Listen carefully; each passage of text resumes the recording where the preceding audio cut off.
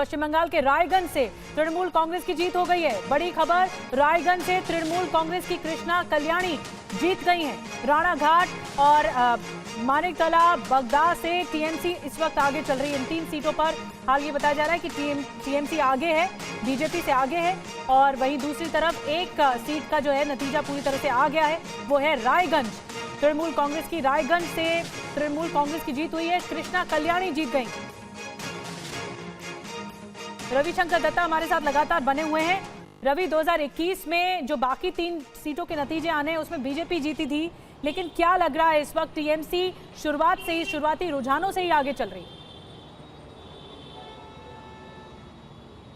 जी बिल्कुल, जो 4 सीटें में मतदान हुए थे जिसका आज गणना हो रही है उसमें से रायगंज में तृणमूल कांग्रेस जीत चुका है, मानिकतला जो है उसमें तृणमूल कांग्रेस जीत चुके हैं।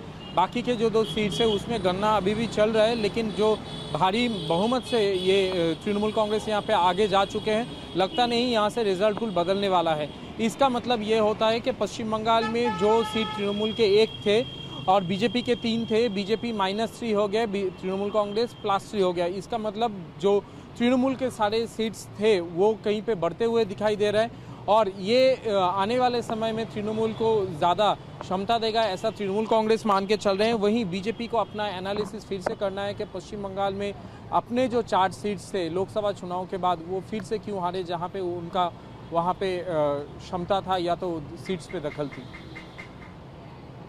ठीक है, रविशंकर दत्ता नजर बना के रखिए पश्चिम बंगाल में क्या हालात हैं। फाइनल रिजल्ट्स का वेट कर रहे हैं सभी। और मध्य प्रदेश के हाल भी जल्दी से आपको बताते हैं। अमरवाड़ा से कांग्रेस आगे है इस वक्त की सबसे बड़ी खबर। मध्य प्रदेश में जो 1 सीट पर उपचुनाव हुए, कांग्रेस प्रत्याशी धीरन शाह आगे हैं, 2961 वोटों से आगे हैं कांग्रेस के प्रत्याशी।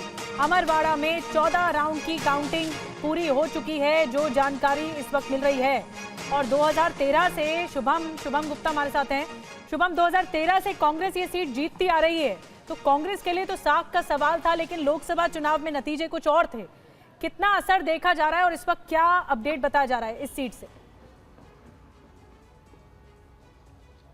निधि, जैसे ही बीजेपी छिंदवाड़ा सीट जीती, क्योंकि लंबे वक्त के बाद छिंदवाड़ा सीट बीजेपी जीती, 2014 और 2019 के लोकसभा चुनाव में भी बीजेपी जीत नहीं पाई थी। 2019 में भी मध्य प्रदेश की 29 में से सिर्फ एक मात्र सीट छिंदवाड़ा थी जो जीत नहीं सकी थी। ऐसे में 29 में से 29 सीटें 2024 के लोकसभा चुनाव में जीती। लिहाजा बीजेपी कॉन्फिडेंट थी कि इस सीट पर तो जीत तय है, क्योंकि हमने कमलनाथ के बेटे नकुलनाथ को हराया है, यूँ कहें कि नाथ परिवार को हराया है। अब ऐसे में बीजेपी के सब नेता गए भी हैं, मगर 14 राउंड हो चुके हैं। 2961 वोटों से कांग्रेस के प्रत्याशी आगे चल रहे हैं। और जो पिछले प्रत्याशी कांग्रेस के ही थे, जो 2023 में जीते थे, जो कि दल बदल कर बीजेपी में आ गए, कमलेश शाह, वो लगातार 3 बार से इसी अमरवाड़ा सीट से विधायक भी रहे हैं, कमलनाथ के काफ़ी खास रहे हैं। मगर अब जनता के लिहाज से भी आप देखें तो तस्वीर सामने आ रही है कि क्या कुछ हो रहा है, जनता किसे चुन रही है।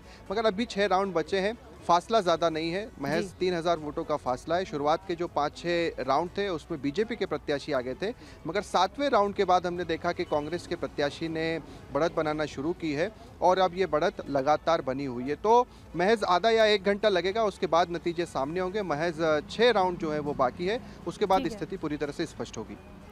ठीक है, तो शुभम बता रहे थे अभी 6 राउंड की जो काउंटिंग है वो अभी होनी है। आगे नतीजे पूरी तरह से अभी घोषित नहीं हुए हैं। फिलहाल नजर बना के रखिए शुभम, बड़ा अपडेट दे रहे हैं इस वक्त मध्य प्रदेश में अमरवाड़ा सीट से।